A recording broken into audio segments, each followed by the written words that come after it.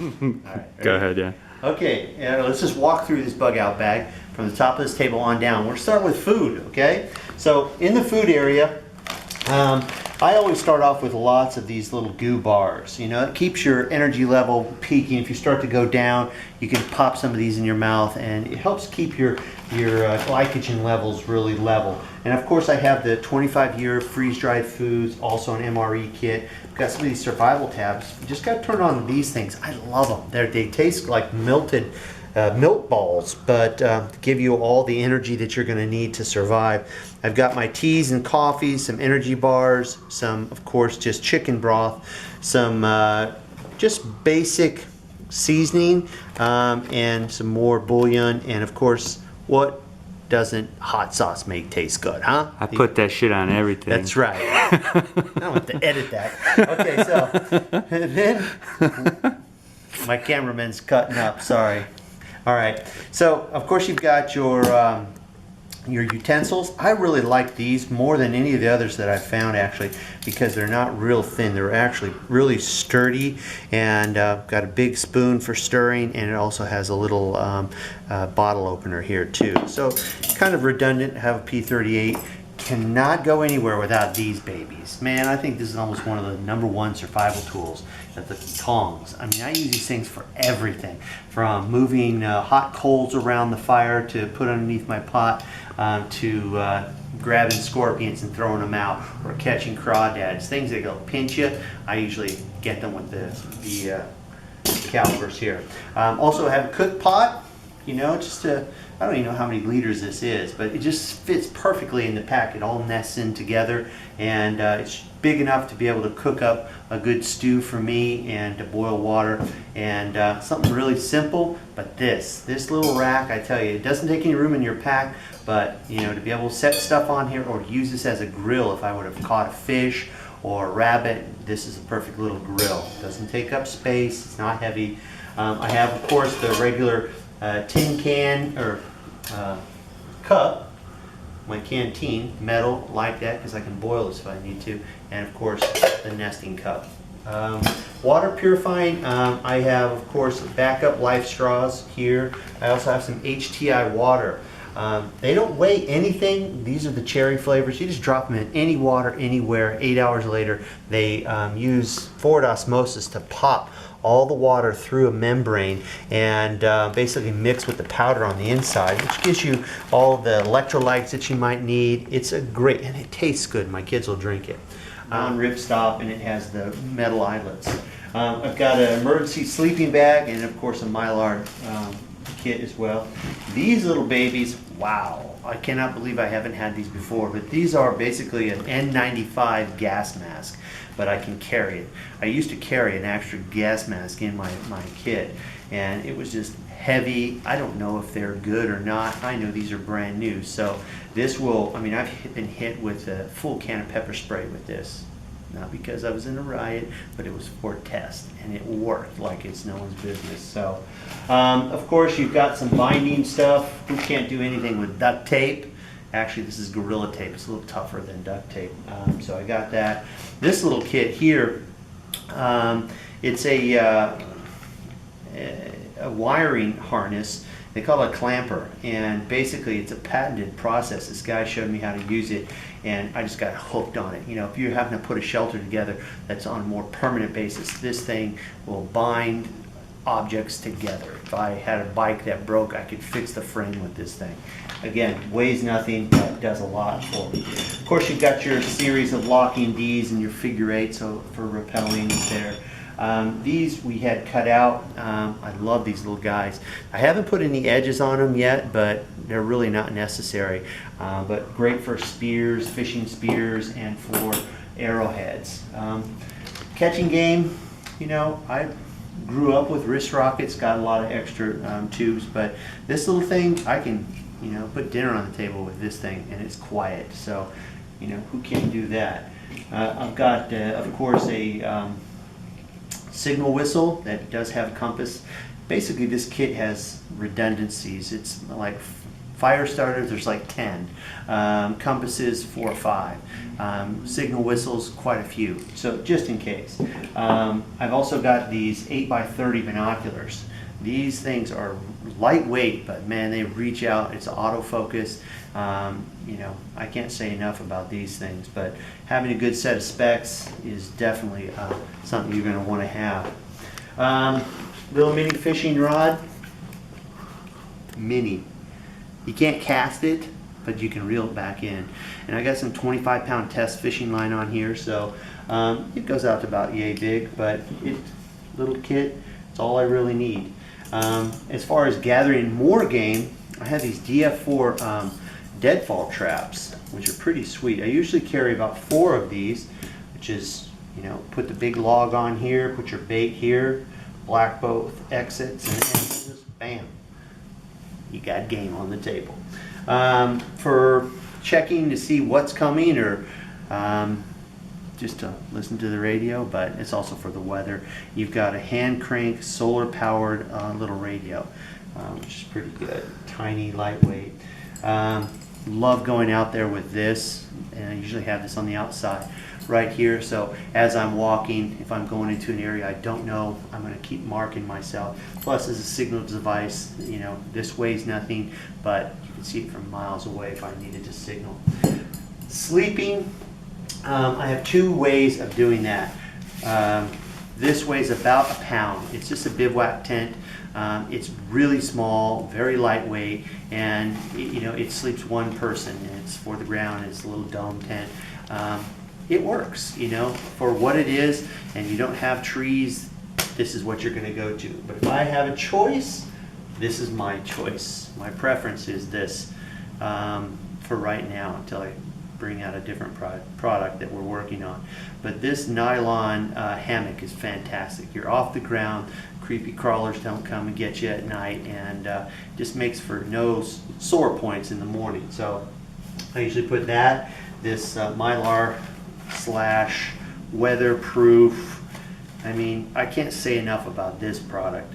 Normally I have 2. I have 1 in here and 1 in here with a tarp, which gives me my cover. It gives me something to wrap myself in, and again, if I need an extra one, this is all the blanket that I need. I don't actually need a sleeping bag if I have this and this together on right as rain. I've been in super cold, rainy weather, and that's all I really needed. Going on down here, my kit for first aid, I just have everything, you know, bundled up. These would be basically all the band-aids, gauzes, all that, you know, for stopping the blood. It's in 1 kit. Now, as I pack things back up, I will pack everything that I have in these, I think they're 3M Ziploc baggies. The reason I do that, I can see it really easily when I dig through my pack, but it's also a water container when I need it too. Everything's inside, sealed up, so if I go into the drink with my bag, all this stuff doesn't get soaked and unusable, right? So everything is protected.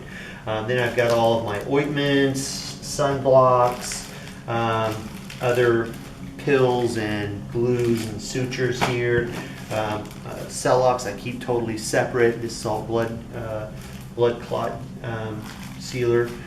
Some gloves, and assortment of scalpels and clamps, more tape, surgical tubing, wound tampons, good for wounds, good for starting fires. Do have a sewing kit that has quite a few extras, from buttons to needles that I have in here. I also have something to write on, and a really bright marker, so if I had to write on stuff to let people know where I'm going, or if I had to write on Dave's dead body to scare whatever, you know, I'll be able to do that. Of course, the Vaseline for fire starting. I've got hand. This is kind of, I guess, your sanitation. You know, you've got the wipey wipes, a cloth that is really bright, also for signaling. Toothpaste, toothbrush, too. You know, might be overlooked, but a little bit of Tide goes a long way. If you've been out in the bush for a super long time, you know, you hit the stream, you want to freshen up. This is a really good thing. I got military grade insect repellent. Lights, you know, I really changed it. I used to only go with these really high-end tactical lights. I had a whole bunch of different ones. These are like really, really bright. I think this is an 800 lumen. Here's the deal, when I unpacked my bag today, all right, I had 4 of these. All right, now out of these 4, guess how many actually were working? And I had, not but 6 months ago, put fresh batteries in them. Only one of them was working, and it was like barely just a flicker of light. I don't know what the deal was, though. They were new batteries, but they were all bad. If I had an emergency, what am I going to do? Now, I do carry extra batteries, which I had to use and replenish, but now I have to replace my replacement batteries. What a pain in the neck. This is the solution. Hello. Finally found these babies. This is from the hybrid light, and there are 2 models. There's actually one more. It's like a lantern. I might bring that out too. But they're the first solar powered lights that actually work. This one is 75 lumens, super bright. I've used this one for 2 hours caving. It has 11-hour run time and a 5-hour charge time. Same with this one. This one also has a couple features. It has a USB port, so I can charge my cell phone or any other instruments. 170 lumens. Pretty darn bright. And it floats. Yeah, it floats. It comes right back up the surface. I like the big bright red, yellow one, so I can see it if I drop it. And of course we have the compass, the signal mirror, all in its own kit as well. Coming down here, follow me down, Dave. We're going to go to, of course, you're going to go to the weapon of choice, which is the Excalibur survival rifle. And for those of you that don't know, it's the ultimate survival rifle. It's one gun, 12 caliber. So as I'm scavenging, whatever I find, I shoot. Now I haven't laid out the ammunition, but I'm going to probably take 20 rounds of each caliber that I have here. And of course the Excalibur, or the Recon 6 survival watch, which also redundant, has flashlight, it has compass, signal mirror, signal whistle, ferrule rod, and also some hooks in there. And this one also has a little knife. So if I lost all my gear, it all went down the drink, and this is tied to my wrist, I at least have something to move on. But when it comes to edged weapons or edge tools, this is the one of choice for me. This is the Nax 4.0 with the digger. Two-handed strikers. This is, my chopper, my machete, steel work knife. It's also my crowbar, my digger. It does just about everything I need out there. But for smaller in tight work, the Mora knife. What can you say? 100 years of perfection.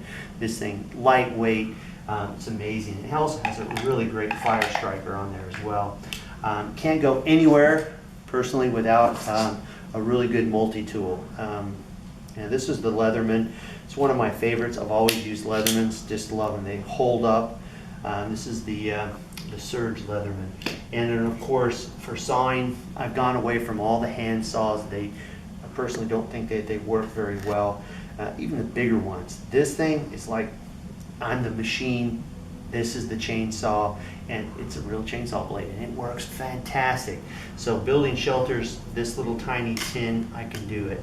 So these items here, and I also have a nice little Talon. This one will be strategically located on the pack, so I can get to it. So it's small, you don't see it, but for fighting, this is ridiculous. Little Karambit. In my bug out bag on the outside, I always carry an extra pair of tactical boots. They're new, just never wear them, but they're there, lightweight. So, who's to say when I need my bug out bag? I might have just come from a party and, in a suit and tie, and I have to leave. I don't want to walk around in dress shoes. So I'm going to have all the things I need, from clothing, warmer clothing, also shorts, t-shirts, one pair of each. It's not like I'm going to have my whole, this is a bug out bag. It's got the essentials. And for me, I have an urban coat, and I also have a forest coat. Forest, it's camouflage. A few shemogs, of course, some bandanas, warm gear to keep your head warm for hypothermia, good military wool gloves, and if it gets really cold, these, just the bomb. tactical, I don't know why they call them tactical, it's just good leather gloves without the fingers so you can actually manipulate stuff.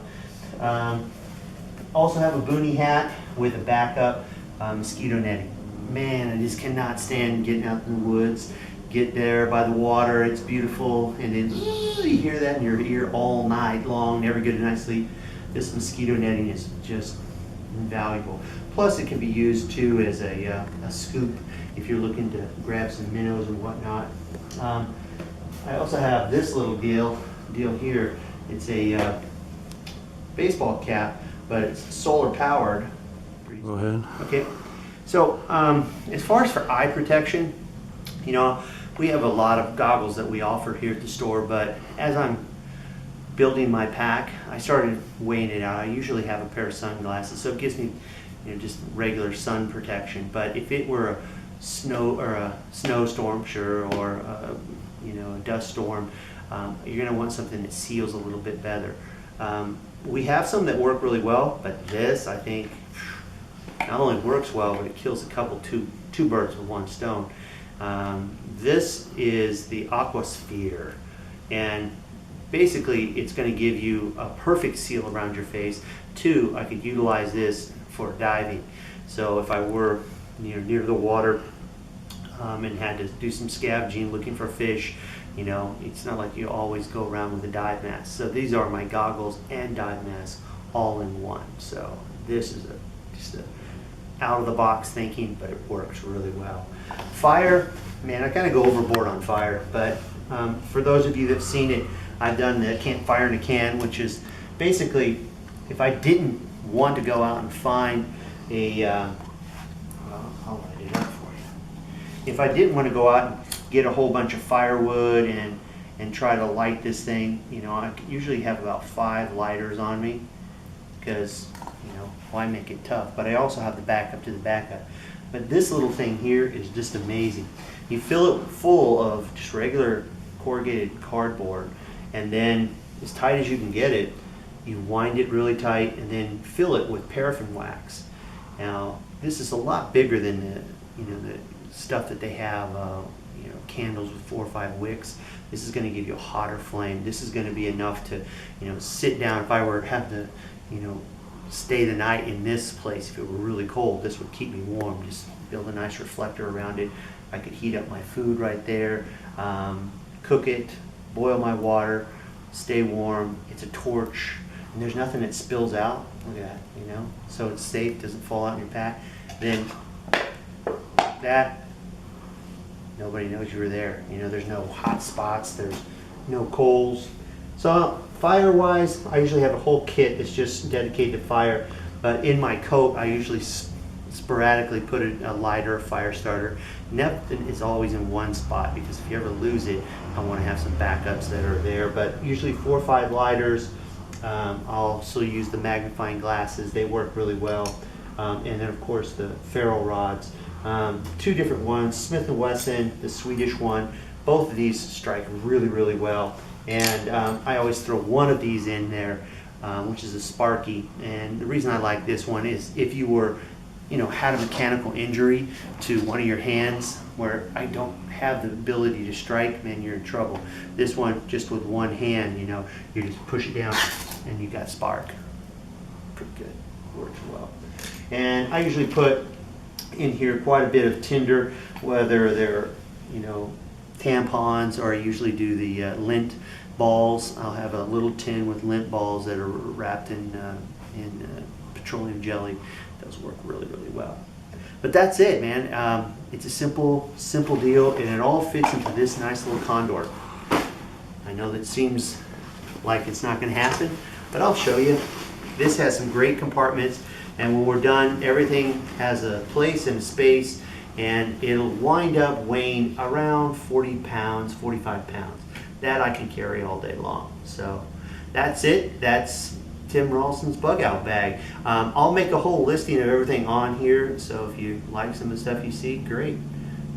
See you on the trails.